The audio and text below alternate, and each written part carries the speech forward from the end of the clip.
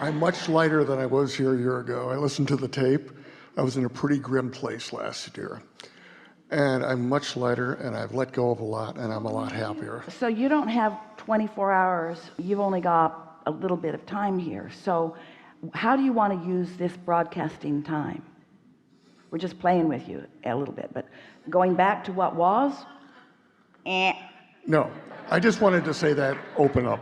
What I have a question is I had a miraculous landing in a parachute. I went over the trees. I landed so quietly with my eyes closed, I thought I was dead. And you said, well, Ryan, you were praying before that. You noticed you were praying. And it was a big thing for me to talk about prayer, because what I've gotten from you over the past 10 years is if you're praying from a place of lack or need, you don't get what you're asking for. Well, here's the thing. You have a mix of vibration all the time that, let's just call it a mix of desire and belief. So if your desire is really strong, your belief has less significance in the mix. If your belief is really strong, it can outpower your desire. So it's a rare person that has a pure desire with no resistance in it. Even in the choosing of people that are coming to have a conversation with us, you've got desires and you've got beliefs, and we are taking all of that into consideration. How close are you in readiness to hear the answer to the question that you're going to present to us? Because a lot of people will say the words, but they're not in the vicinity of being able to hear what we are saying back to them, you see. And so most people do pray from a place of desperation, and that's why most people do not get immediate answers to their prayers. The best prayers to offer are prayers of appreciation. In that, there's no split energy, but it all works, and it's all right, and you're just doing the best you can and following the path of least resistance. And so let's not make any kind of big deal out of anybody trying to be in the perfect vibrational place. Just do your best to feel good, and it will all work out well for you. Yeah? Okay, so it's just to clarify, so it's not God answering my prayers, it's my dealing with my vibration at that point. It's you dealing with your vibration to put you in a place where that which you want to call God can answer your prayers.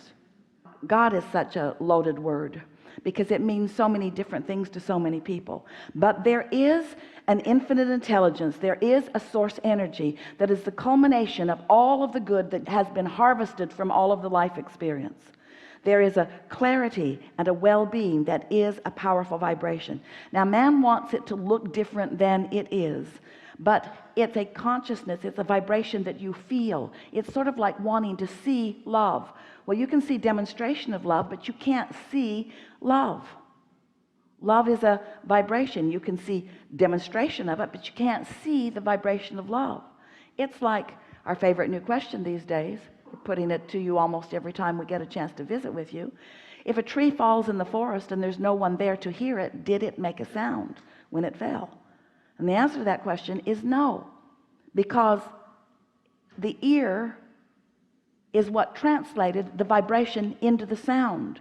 And without the ear, that translation did not occur, so the sound didn't happen. The vibration happened, but the interpretation of the vibration into the sound didn't happen. And so what we're getting at, the context here, is that that which man wants to call God is a vibration that he must tune to so that he can turn that vibration to the experiences that he is looking for. Yes? Yes. Years ago, somebody on one of your tapes quoted scripture, and he said to love God with all your mind and all your heart, and you said that's all I'm speaking about. And it was unusual for me to hear scripture being quoted to you and you responding to it, and I just wanted some clarity on that. Well, there's a lot of vibrational accuracy in what you're calling religious-based content. We just basically said that in a whole different set of vocabulary when we said tune your frequency, tune yourself, broadcast all the time, broadcast the well-meaning, loving intentions that are you.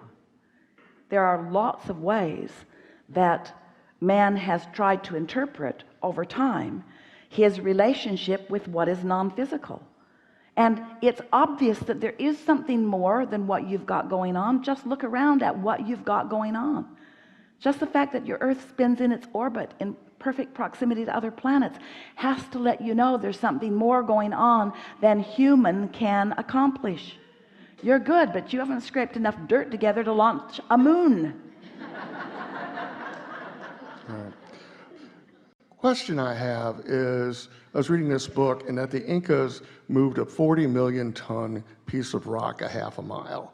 The only thing we moved that's 40 million tons is a battleship.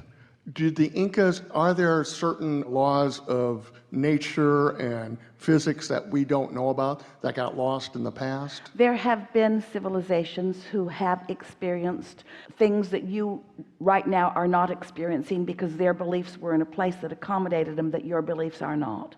Let's put it that way. We also want to say that there are all kinds of things that you're reading today that are coming from the vibrational version of what's going on. We find it interesting, and we're not sidestepping the question at all, because we want you to feel grounded in what you are understanding here.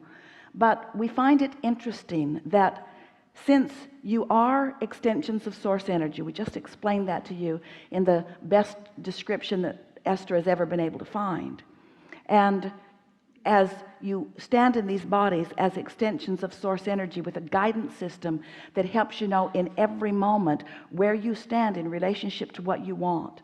Your inner being knows who you are and what you want from where you stand, and knows where everything that you want is, and knows the precise way to call you in the direction of what you want. In other words, supreme guidance, supreme, specific, exact, precise guidance available for you. And you want to dig up stuff that somebody wrote that you don't even know if it was fiction or fact. You want to dig up stuff that somebody wrote from a vantage point that you can't begin to understand, and try to guide your life by it. And then you join together in groups and kill each other over which text is more accurate about stuff that has nothing to do with you, because you've got your own modern day revelation happening.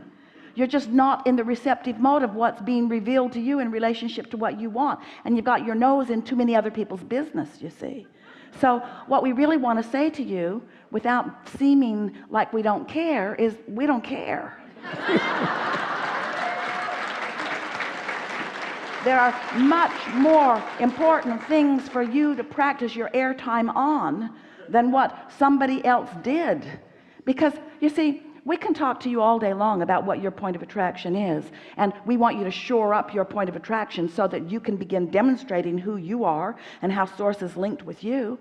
And then sometimes you want to look at what others have done, and sometimes looking at the success that others have had shores you up. But often what it does to you is just make you think, well, they were doing something that I cannot do.